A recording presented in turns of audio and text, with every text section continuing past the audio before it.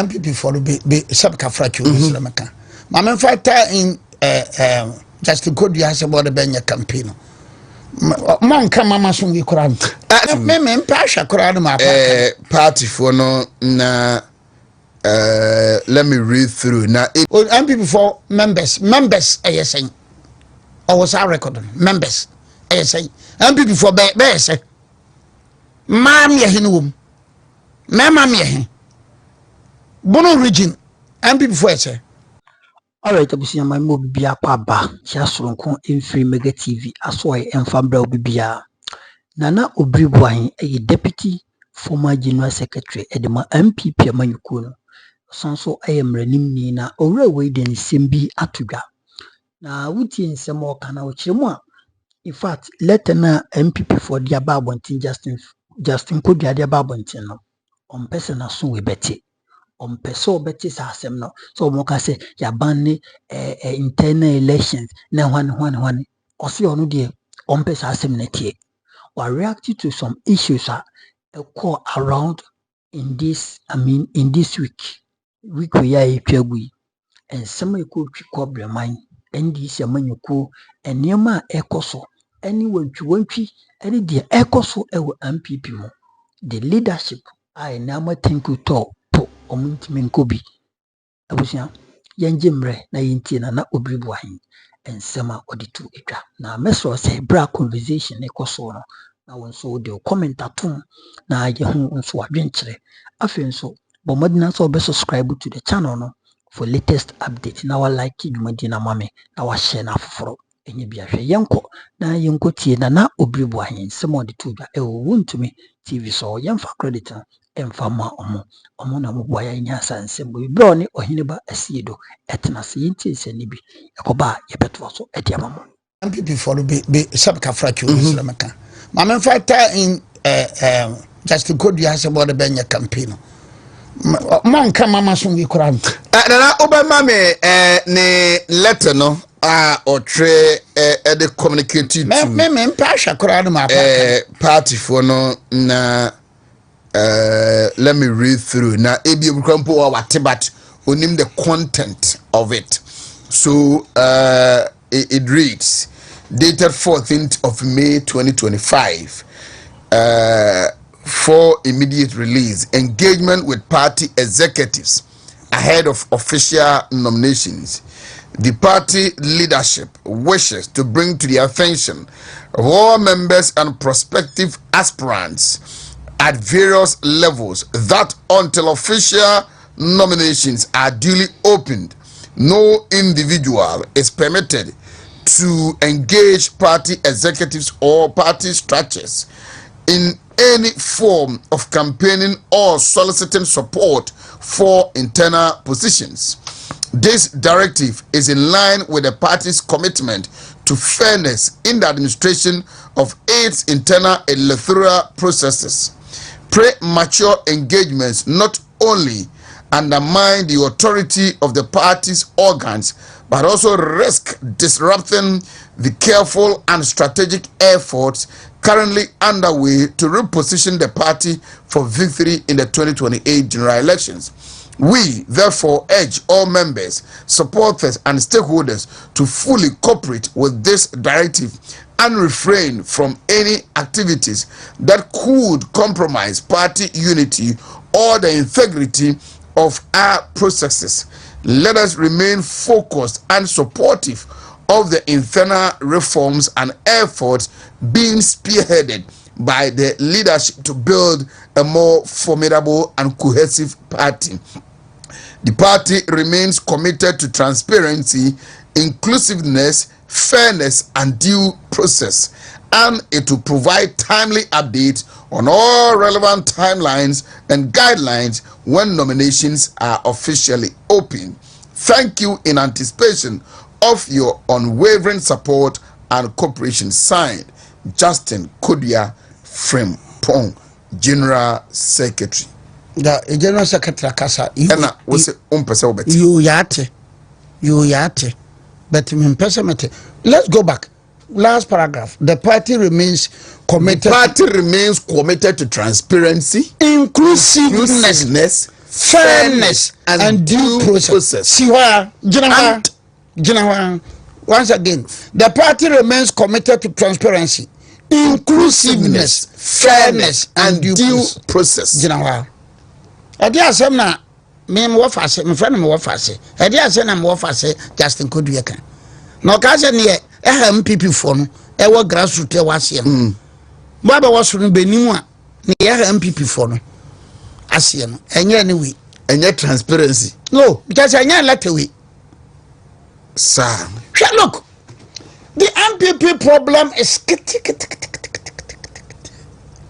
NPP for a kita for ewo sympathizers ewo name it chai NDC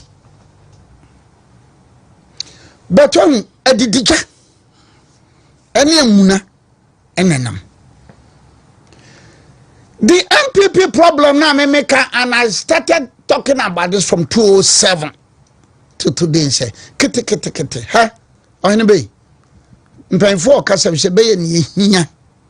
Ansa na ya ne fata. Me American say, they wura me born say, look. Justin Kodua okay, so NPP for members saying. I was our record members. Say, NPP for be say, mam ye hinum, mam ye hin. Bono region, NPP for say, Bono is NPP for say. I have for Ashanti, Volta, name them, be say. And the other yake too early. Transparency and inclusiveness. Ne say Justin Kodua yan say, yeah, ba be twere dini ama NPP ni bia. O kire se wo ye MPP ni bia de kotwere udini ya baya no wo polling stations wonya no constituency obaya no polling station adan bole bamboy constituency no wo bole nti obi mfa kan free bamboy sasa anhye no moye omuguso omototo because we share the speed now person amendment no ebe much ado about nothing.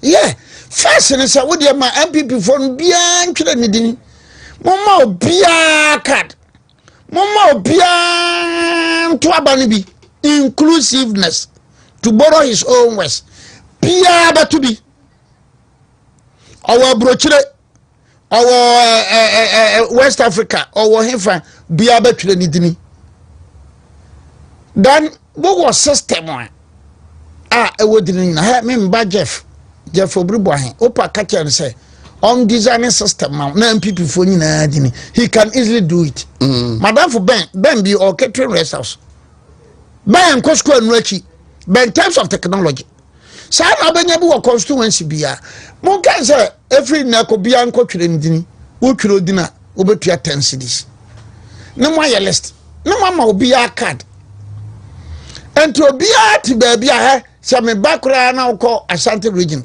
office na se opese huhu aflawo MPP fo ha obo system na papa obehu ne won bio se abana ye beto no to borrow the words of Justin Kodua inclusiveness biara to be o biara beto be mo ma tete se be na expand electoral college awurade nyankopɔ no dia kwakwa na satrase dia wo no ntikoma trase tonko wo kwaji mfemfrema de be kwa kwase no oro ma sonti asikiri to all suggest there first thing, it is not a wuntu me kwa kwa campaign they say kokofu be kwa kwa campaign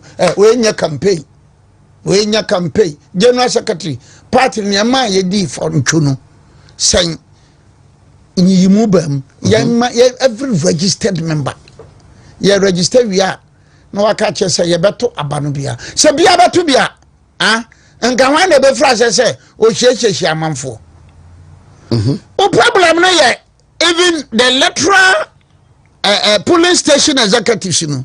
When was the last time highly competitive elections at the polling station in Ghana ever since NPP in 1992? ABC that number called Sunyana is Ntokwa started from polling station executives. Him from the polling station executives.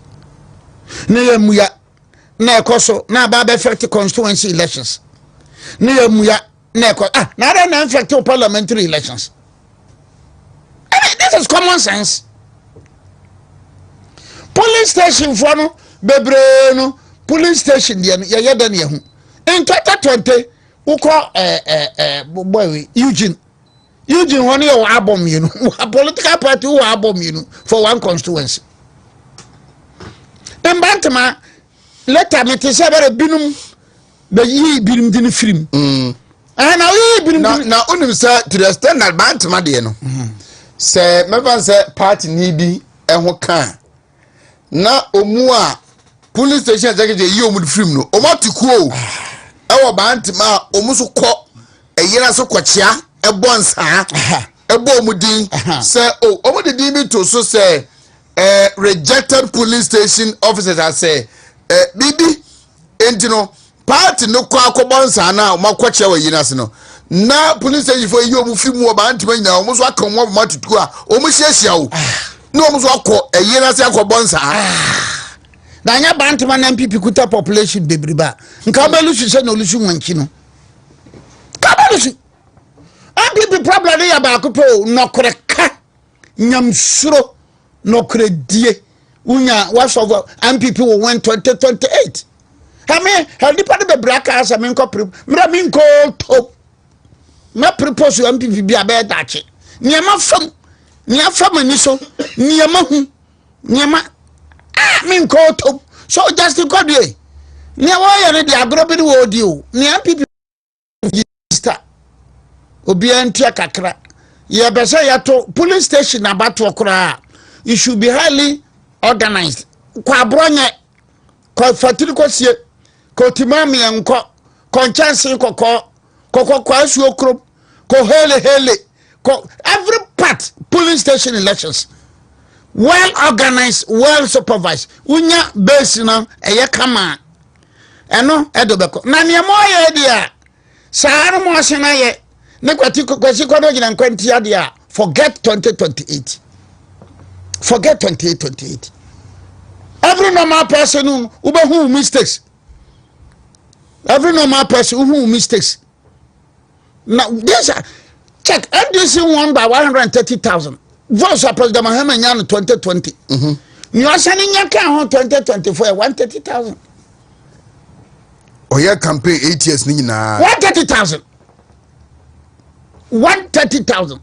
Then look at the NPP votes in 2020 and 2024. 2.1 million deficit. Now be way. It be way.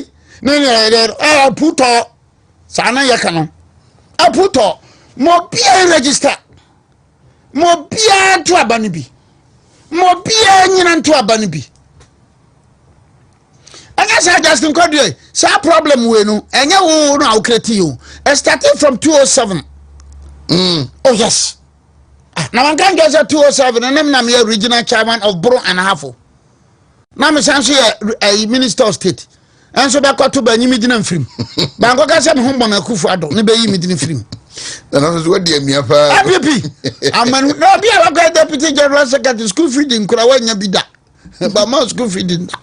Tefisha prapra kura wanya bi da. Tefisha prapra. Tefisha prapra. Wanya bi da. As for board there from 2017 to 2025 no. Board kura bi dira ma ba bi kura na say bi dira kura ba kan bi ni be yi midina film. That is the predicament of the party. And I'm better like I say aboye nyina. Says I no kwa akosoro pa bi tasia baby but aboye nyina. Of course aboye nyina. Because look, ubu koto kwase Nyankopon short. Utwam konto posi abrosa na udadada na dukurum. Ono maami awu no do nwu ye no maami ada. Wasam. So Justin Kodua NPP foi. Enya wuntumi number bi, ana kokofu number bi. ana Jombodu number bi ana say name the title clover and who and carry property na NPP for pen say monya new registration. We are registration we are bia betia kakra mo organize adeni ye. Then another thing is NPP for who say constituency, regional, national elections no mo bia officer bia anya member of the electoral committee. Mo bia anya member na regional better be picking funds from. Is it an officer seeking re-election or officer bia or bia? Just form a body, electoral body bikra. Especially when you council of elders and patrons na what the ma eyepa. And election be kwere so bia we interest you.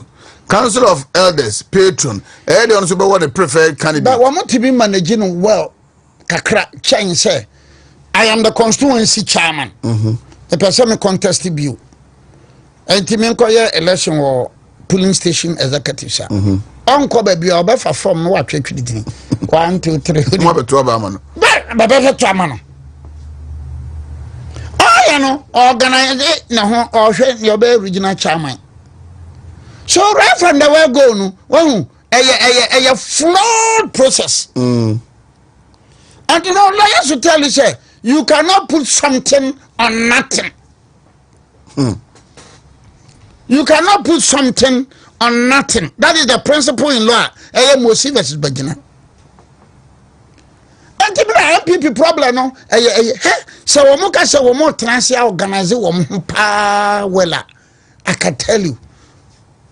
Because when you don't go shara na ma okay. I don't go okay. I don't go yeah. But what don't go yeah. That's it yeah. I don't go yeah. I don't go yeah. I so go naga baba. I don't go yeah. Utaka muda. So look, Kokobot Tokoko cotton orem deka. PBC Tokoko cotton orem deka. And no, it continues to exist. It continues to exist. Na koko kuyanino ono no ma tokoko no board no mo de bi abana tibi ore ye ko seminar ye ko wewe ni kuyanina na sofa na randia bi konkari a o ka kire kuyafo no say abana be ye mra bi se woto no koko ofuo ni betwagu a e becho randia bi ja won sem hunu no sabe madam for no I call it in sem hunu I call it in some hunu rugby Dr. Randy Abi madam for panum. I call it in some hunu. Abokaza kuya for the ajim. In some hunu. Kuya ni no bia kwasha wasa. Wakwasa krangwa. Oko kwasho. Oko bonsu nkwanta. Oko bonzai. 40 years. Onye 100,000 which is 1 billion. Onye bida. Na biako. Mara ni koko betu agu na one acre be man 300,000 ohene ba ene mo amutie mu nka nokore am ga say ene ma papa ye kuafo na be do koko ye papa no mu agim tese ye papa ndi agim ye ma me no mu agim onye 100,000 that he has been in Bonzai, he has been in the same Sankore watena akrodie watena bedi akon watena the same amasu watena domase watena bronye fatriko sietima mianko onya 50 years on 100,000 da meanwhile bi do betu ni koko agu e ka miensa oba na 900,000 9 billion mo dey baba ye mra so twa koko I call it in some hunu. I don't want to use the word some phone na no difference be no in some hunu dey wo phone kakra some phone so. For how long can we continue to treat farmers as hewers of food and fetchers of water? Say be ye mra na utwa koko gua koko na de na papa na eto na magana ni no ana oto na ma China ni no bisa pehu ya ni ehia etese MPP fo asem ya ni ehia nsa na ya ni efata Moya no mo de pen paper rese e mas praying rese koko gruba baboa akua fodo no be sisiri be na ne ko wasa ene ko sahwi ene ko wen 1 acre is 300,000 3 billion na de kua ni no cha so de bia nsha na mo de mo air condition kam na mo akoba na mo akwa hotels. So coming back to state in Bebre said now me John Jinapo say universities in secondary senior high schools no the baba ma be prepare say Africa typical African politician and never be edru ka universities in solar fi say the Ghanaian politician him say o ma prepared na be kra ba nchobo niti ya na ECG containers yira nchobo containers no ban hu a nchobo national security kwachi containers no so a yente hu hwe bio nchobo abai why do we treat Ghana like that ya ora ye panyini okujata black ye panyini no sese no maintenance ora ye panyini ora no e ho de ora no that me na rent no na enema na documents na omusegu hwibarum e de koma age say yinku a o receive no matepebu wa ni che wai na rent na semba no anam ka se majai ora say na rent na se no ko evete no na rent na se no na o ye na si o lease no na on support ora de bi ma hu adwene majai nyanum ka sem kora ho efre no majaba from bio matepebu what ya mum from no you see it's like I said hotels bi won beton okujata black one gitima it took a political discussion STC baso na jawiase no mai and VIP they've more than 1,000 buses. And then Madame Fopoko Ajimai, he alone has more than 1,000 buses. One person. Opoko Ajimai. One person, VIP, Ejeviaso. So, STC, it is not the business of central government to be doing business.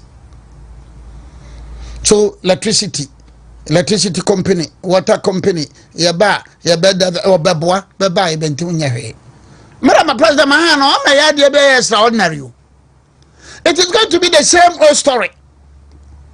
Ghanaian politicians, Ghanaian intellectuals, Ghanaian academicians, some of them are not learning from the man who was born on 4th March 1988. His exploits going on in Burkina Faso. Nihoye. Ben from Mali. And then I say Mali gold or the quote 30%. What Ghana ha? 10%. 10%.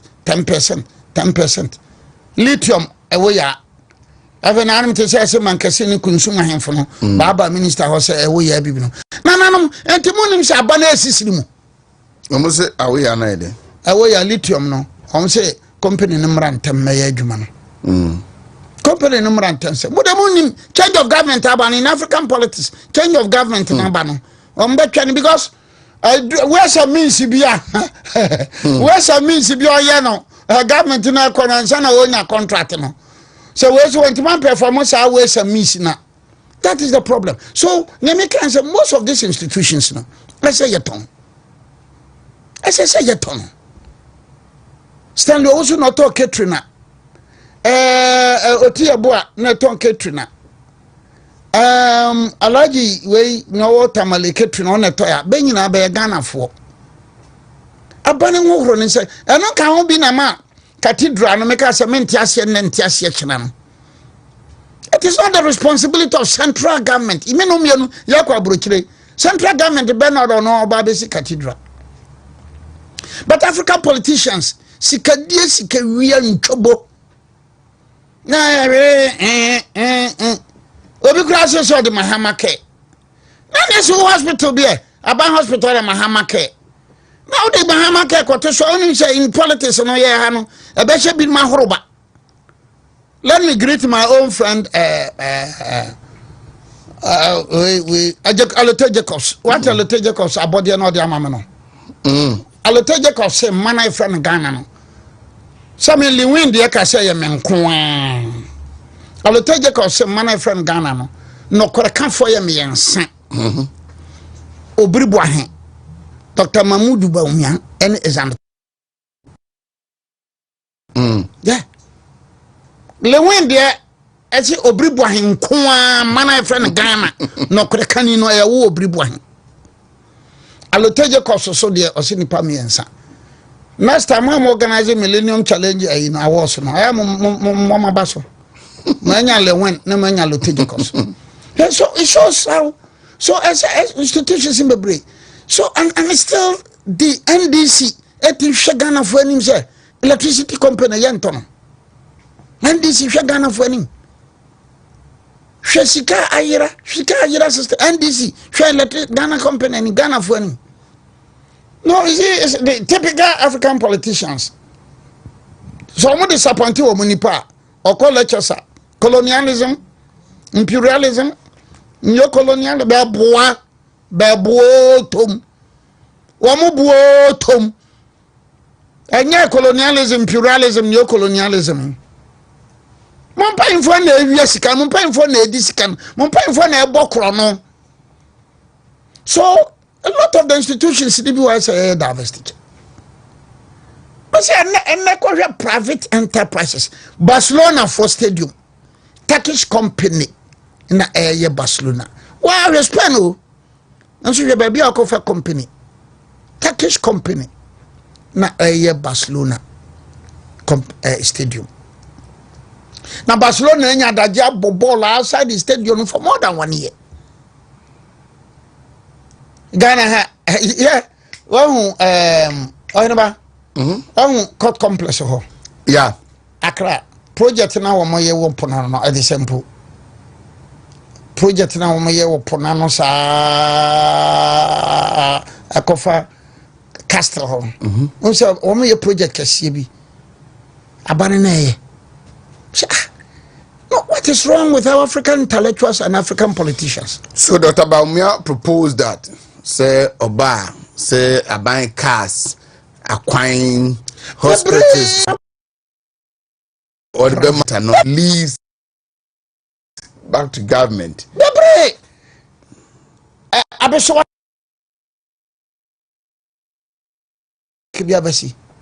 Come on. Pentecost. I think Kumasi Accra near the private. No why? Then why the two boot? Or you need 2 boot so. African politicians, African intellectuals, no.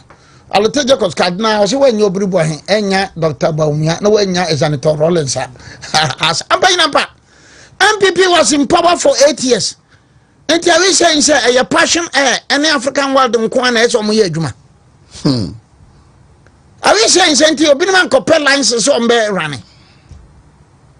Passion, look, if we were to be in Rwanda, and can be your power, building your party structures, no a successful NPP Nibi, Amanako pay partners be for British bombs on the airline. No a prince woman. Then they'll be running the airline. Not just a bia, profit biano, 3 or 4 or 5% to go into NPP party coffers. Yeah, you don't have smart politicians. So now in Rwanda, Pogagami free war. Oh, the party no, better take the next 30 as I to Kagame party no. Because why invested in Yama Bebre or party no? Bang by the ruling party in Rwanda, Korawa Bank. Mission by the Dinibia Katasu, whom say Omodia. Africa, President Muya, a virginal, a pad, 300 million, no Huru pad. Huru pad.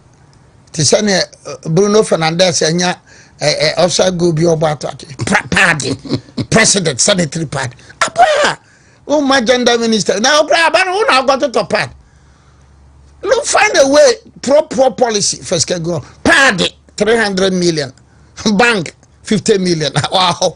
I can say, I'll grab on yesterday. That's my Mahama and your opportunity. Non Cocasa. Now, no go to go or say debt crisis. Or the nature debt to the bay. Poor leadership, bad leadership, mismanagement. Poor leadership, bad leadership, mismanagement. Africa, the poorest continent in the world is Africa. The continent, cobalt, 80%. 80% uranium. Africa could have about 78%. Cocoa, Africa controls 72%. Gold, and yasam ketua.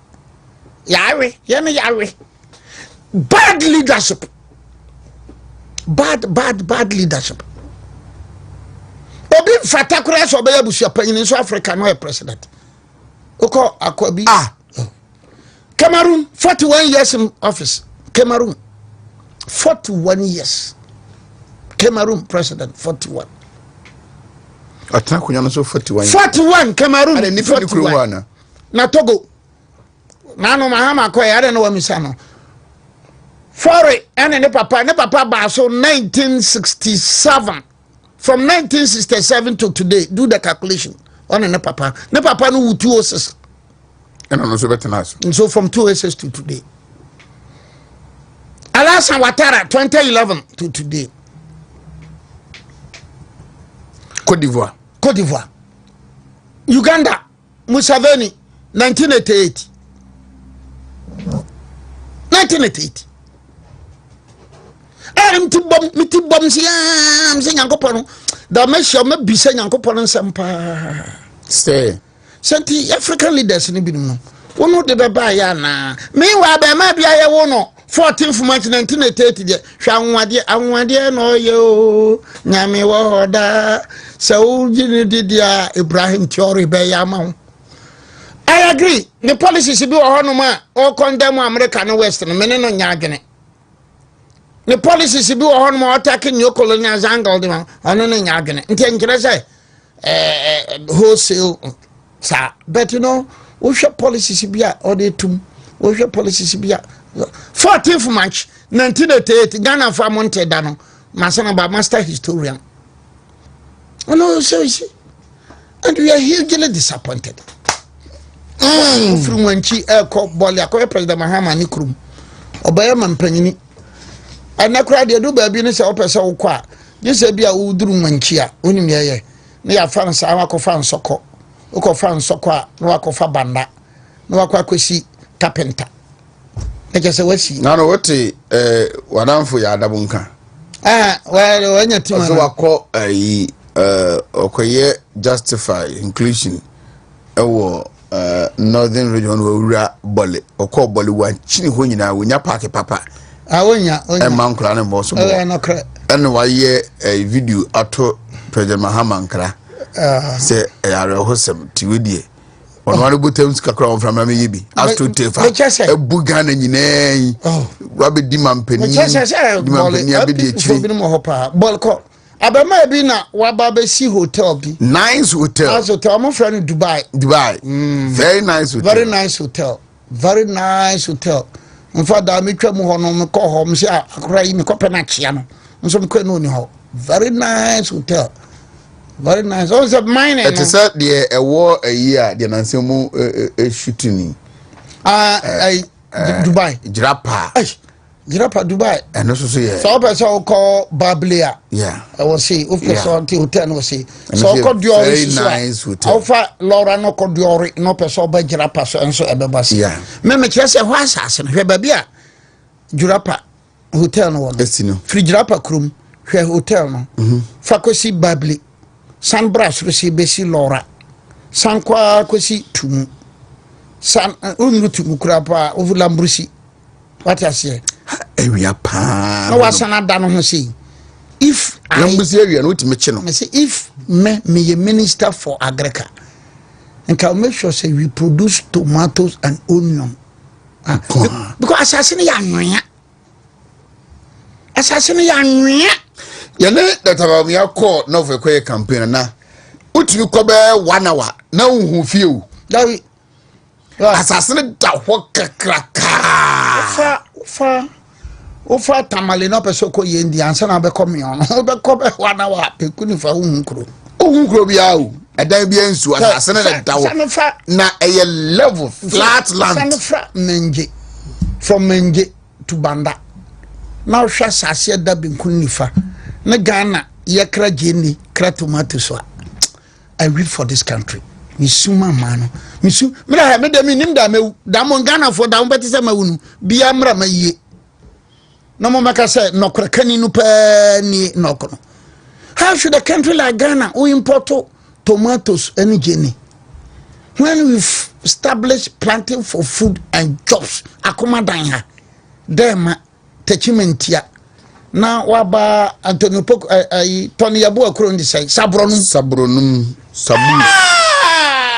tomatoes be ni makoni geni ben net you paying for planting for food. John Mohammed 120 days.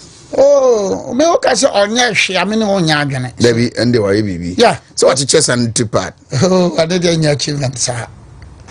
Any achievement sir. Any achievement cry another you will not talk about that. And was to committee bibri. No, you see me by nature the first say Otimiko Shia Burkina, Mali and Niger.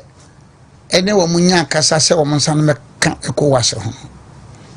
A achievement mami because when Nana Akufo-Addo and Tinubu and Ouattara they pese ben kwa ombekwa wo monko no because say look Nana Akufo-Addo Tinubu Ouattara ne mo kan moti bentie ena omo say si no ba enti okohia ben me betena mu studio aka say John we are smart guy we ben ha me dwan.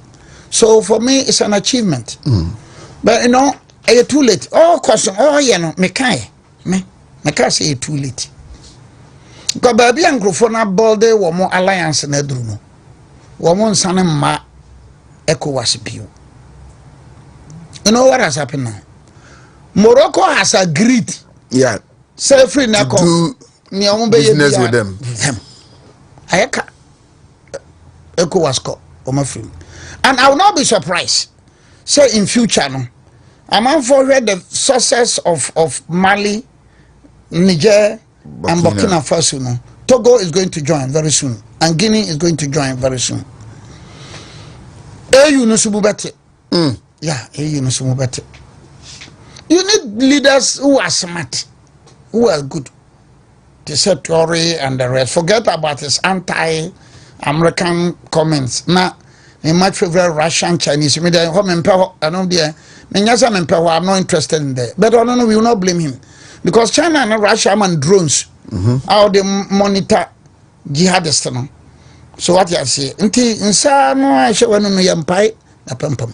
know what they are doing in Mali or the gold no 30%. Ghana does 10. Oil 10. Newmont. Barrick one wasn't to show Newmont. But Newmont is operating in Ghana. Ghana get 10%. Barrick is paying Australian company or 30% in Mali. 30%. So, Mama, why are there? Why are there? And then tension also no. It looks like my political tension no about from Kakra. Yes, why are there be who? But my tension no. One say anti-tribal sentiments. And this is power. When we say bloggers and atam biambe di atam Obiri Boahen Jimini asantefo you say we on say abafam. I was abafam. Abafam because it was a purpose. Muni Obiri Boahen atam. Monka say we jim. Monka so e kwasia. Monka say dentino ba kokra de frame ya all over Germany. Na ogo Germany a mfa fa ni we invri drobo. Gabi no record do me no Obiri Boahen Jimmy I don't know Campono. These are the NDC elements. You know? Political tension or as you say no above from Kakra. That time be because of political tension by NDC for. Papa Vinum cases yana banyina NDC for. Say NDC aba power. Togoland Congress abeda na baso. Must be say so could to be foreign minister. So, well, we wish them well.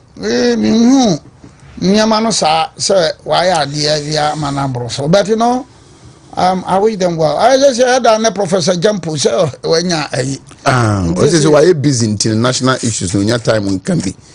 And then Lord Mensa. Lord Mensa no And Bopim.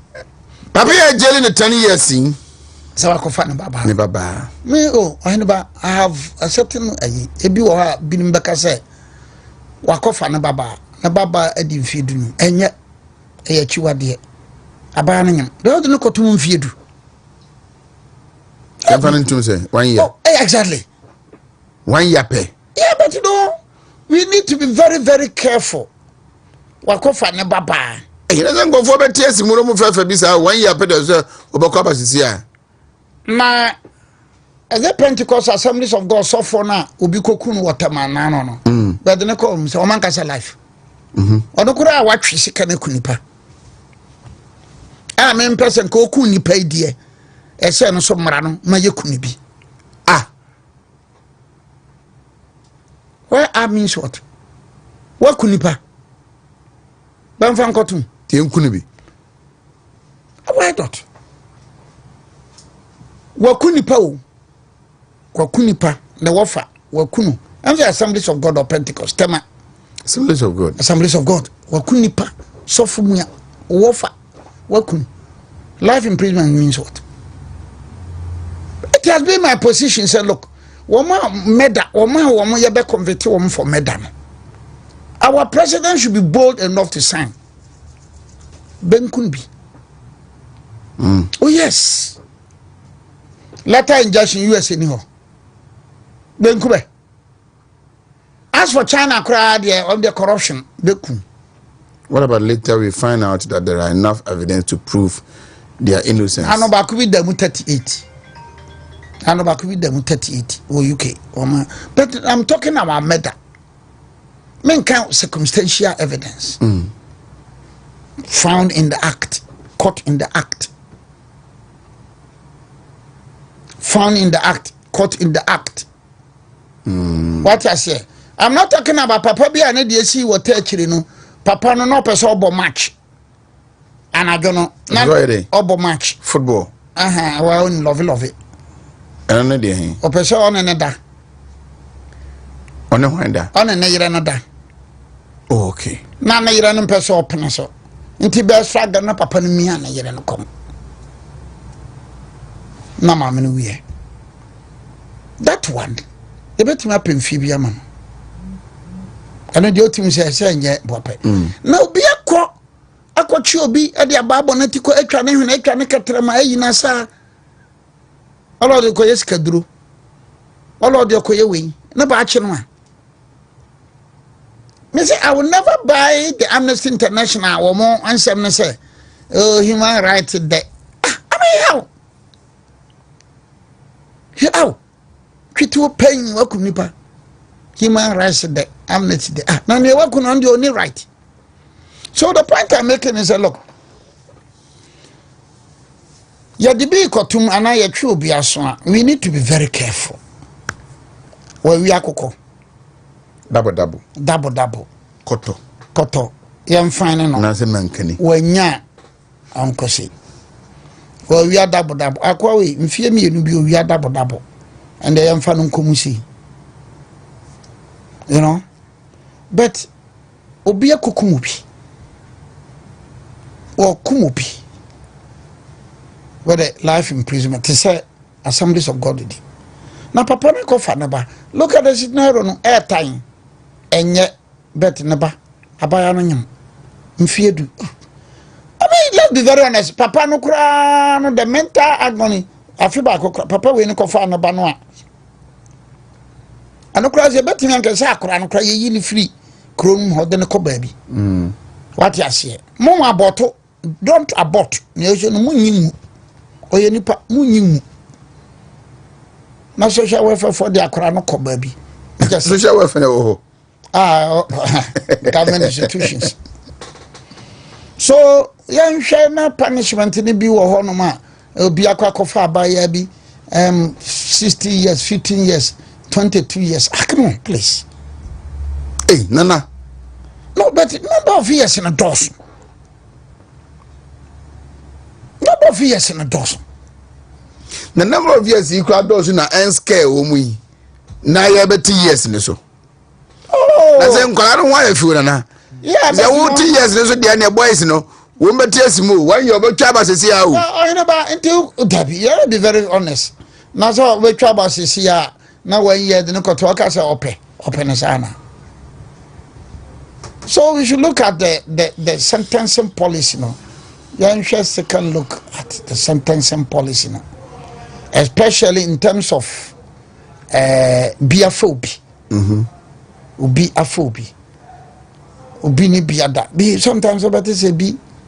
Oh, the bit is a be akra no 6 years, 5 years. Oh, I know the anya normal cry. Nti anu mpo na say wo ka say 10 years they are fine. And they are abnormal. So fear bebre no a ye de ma no. Ye nhwe na this is a man kwa yankwala mpanifo ndie say ntibio. Say panimu bi be when you be 30 years, 35, 40 years, will be a repume. Anya common sa. Anya. Is it a mutual agreement? No. Oh yeah. Oma agree on baby na. Oh yeah, or the version ho. Because all Faris a kwabontina. Because we na kofa no. An incident happened. Obi kofo obi wo wuram. I think in the western region. Ofo obi wo wuram. Na maame no yes obohu me kwam kokpo fie fu amane. So the man killed the woman. So maame ndo okwa kokpo fie fu amane. The man killed the woman. In a situation like this, okwa man on life sentence na. Wa kunipa bo apaye. Yenkumbi. Premeditated. I had adwene ho. And what dibone. We should look at the sentencing policies. But we say, look, something should happen. Your system, no. Your mama, no. Mano, 90% ya cratch for you. Anywhere about for you. Do you know the Bui Power? A buying set a Bui Power Authority in 2006-2007. Up to now, I am for more than abandoning PS come out. Abandoning PS come on. I've changed this case from 2010 till today. 2010 till today. System no minor titi. No krakan yura. Certain allotage costs no babo mene ba umiane exanitor Rollins. Ya krasa ya form trial. Me exanitor Rollins ne ba umia. Tripod. Yeah, trial ya form no krakan fo kuo. Okay. Registrar generals. Yen sorry na yen kwa na sports for them ra. What for say Jamfi? Oh, men can be. Can be. Because he's a very good friend, very good boy. Only matem da wiase. Onka sentia me da. Same baka na otie kunya so. Obe sorry. Last time I was saying same about him. So, na samaba me nko kan bi me miama no. Me hia no se ya. Na me ka me wo fa se. On na obi adakabre se obi asem de oka se me Jamfi na me se adakabre matter wo adakabre se wo asem ba metimi aka bi because wo me na wo relationship no wo so na VIP general manager na me so me VIP lawyer. Oh, okay. Me na me VIP lawyer na adakabre before VIP kura no me no se fiapokuya me fan se fiapokuya nya asem adakabre enya asem ana ohene ba me no enya asem ana wuntumi enya asem o da kan bia me sise makami. So I thought there's a look, there are some characters Sami Jamfi, Ibrahim Mahama, Edo Jita Maklo, Otokono, Kajoga, Adaudu. These are men for me won Ibrahim Mahama not your sorry. Last time I can say the fact about him is or radio so when you campaign platform so giddy. But when you meet him one-on-one, very humble. Why was a program? Respectful. Menanko program that. Among funny, he's one particular person or per month someone. So many non programs society will say that. So among funny. Why was I mean Jita Maklo? Friend the Birimba Fre. Yeah. FM na se mene do Gitamaklo metro program what is na kubda. Isi Ibrahim Ahama te akonya so sei ohume. Me nko ne fie da. Oni me fie, me nko na dwuma mu da. Oni me chambers da. But when Ibrahim Ahama meets me and the way he treats me, Edo Gitamaklo ba nyina so me ya panyini nti ba nyina ba te akonya so Ibrahim te akonya so be sori Edo Gitamaklo bet sori Kodovia Dauda bet Sameja fi be sori. So, well, we can do the NPP and DC politics, but we will be our principles and the morals. See, look, Sana NPP for being some bar. What you say? Men fans say, "Bia, you high." Or say, "Patribuama and answer can be." Meramin can be. The Safeno Markets, Ebia, when some can be. Meramin can be. What you say? I want to mean some can be. Macasamin can be. People should respect my views and my positions. People should respect me. Can't say and I so, but me dear, me nya crow with bravid for me nya crow with bravid. Enti Samia Yamahu, be the young am coming because the way I'm memening and I know there. People should respect my views. That is how I question ya Bob or I say watch your back. Oh my Bob Guinness are on them. This appetition. Ya babu kase Guinness no no ya say what trouble atenase because ya babu dey na petese. That is his position.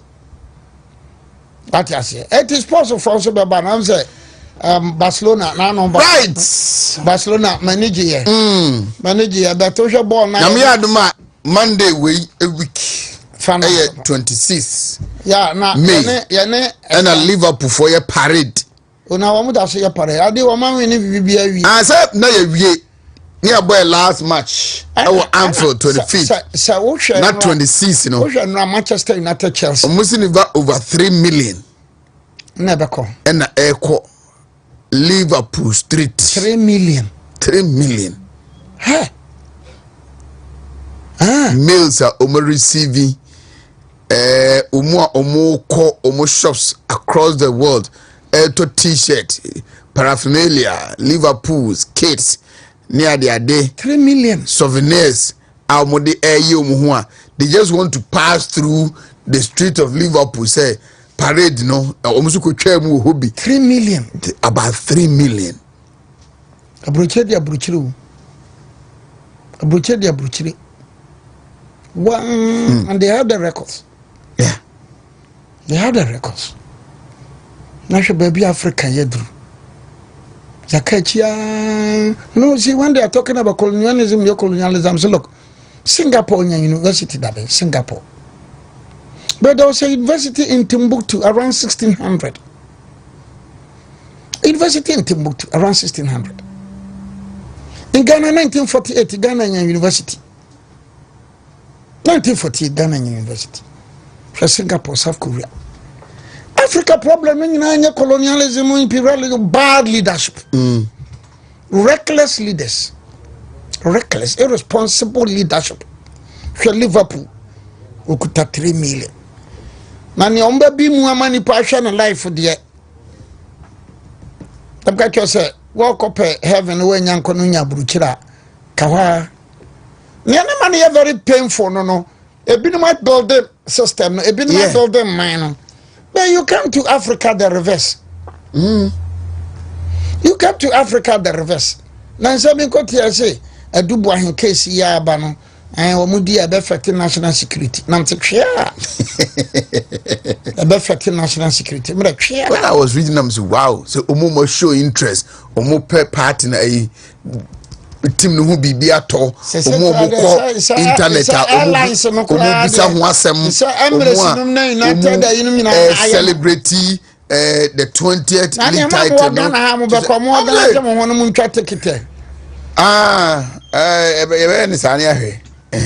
No, that is the white man, you know. That is the white man. You see, but come to Africa. Story no. Basa. I'm not going to be so busy na kotoko empty and fanas no. Ese kotoko ni team bi wo ma ba na so mo moy. Me time. And yet, it's a semi-share Barcelona Espanyol. Yet, a semi-share Manchester United. Oh, that's me from last week.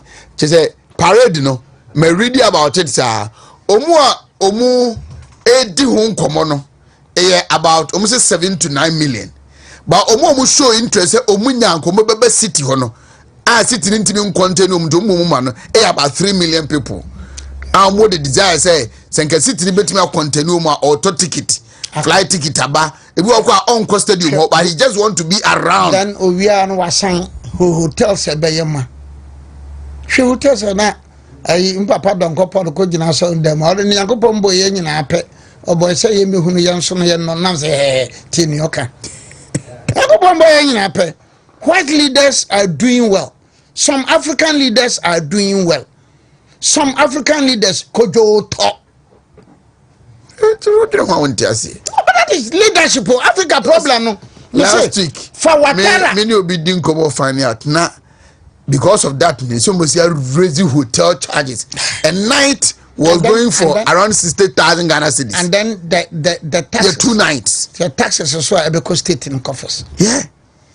The Ghana man who money a man your friend Ghana. Bola pra only one company.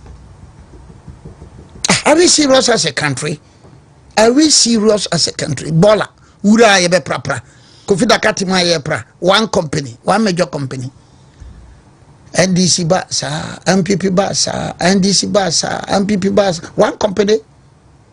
What me ma region bia wamun from bi. NDC and Katiniku, Obiri register no Antiniku, NPP so Atiniku. Now I'm our party members and yeah, Juma okay. No African politicians, African intellectuals. The mama mwokra nyako no. Sheni ekoso Uganda. Uganda president in the back on a soldier for penny. Now say wakochi Bobby Wine, bodyguard, Bobby Wine in the opposition leader, bodyguard wakochino. I don't know see where unity. One be say my king the nasi. Look at madness. Madness. Amahama will not talk. Alasan Ouattara will not talk. Nobody's talking in Africa. Adia Chisuna se ku about Uganda there, more than you were free. I call it madness. A bodam. Okay, Evasia next week. Yebesha na yedi nkomo Genus restaurant, Genus Tottenham High Road. Abusia, enti so far we ensema nana Obiri Boahen so odi ato edwa. Na wuti nana Obiri Boahen nkasa yem ene ne ya amizo panyi we peso yi ne ho firi MPP mess ni mo. Amizo panyi we peso yi ne ho firi MPP. Dr. Muhammad Bomia ene Ekufado. Omo mess ombe kreti e wo Ghana no. Opanyi we peso yi ne ho firi. Opeso yi ne ho firi. Na nana Obiri Boahen for some days or for some weeks or for some months now, right from time MPP for elusu elections now. Nana Obiri Boahen ne ya asesa. Ne kasa asesa. Amise kasa bi obeka bia no oka no ewo abebuo kwan so odi blast MPP for. But ompeso obeka no kware ewom. Nti oka na odi NDC for abata ho. NDC for yesi, MPP for so yesi. Meanwhile no NDC di better than MPP for. MPP for ba isikadie enyemahunu enyematantan enyemayanti bida ukruma enomososo. So how can you nana Obiri Boahen ube relate MPP or mess to NDC mess? Enefede koso ewa banmu. It shows clearly that this Aban is really serious. This Aban, he meant business. Enti Justin Kodua and some more kind of also no dear umpeti. You see, this is the time and MPP for in our song tenancy. No who's a deal more ye pertin and ye.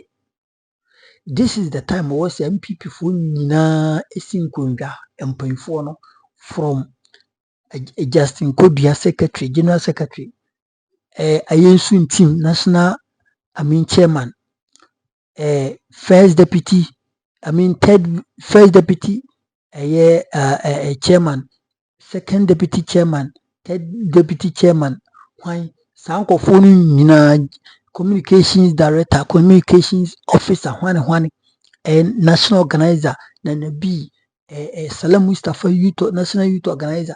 Everybody must join hands together. Flag bearer, Yibi, I mean the aspirants, you are Kennedy Japan, any Dr. Muhammad Bomia, on your momu, Arishimu, no mujai se, a Kopriwi, a Yakwesi, party, any Jiran and nice one. A then and a mopre, me Justin Kodua dream. Me this time around me ya dream. Because party union Jiran and I so. We saw me national organizer, we saw me pay a national chairman, won't to name crop for, but this is John Bodu soon in Namquem over. John Bodu and in Namquem over. And it is really sad.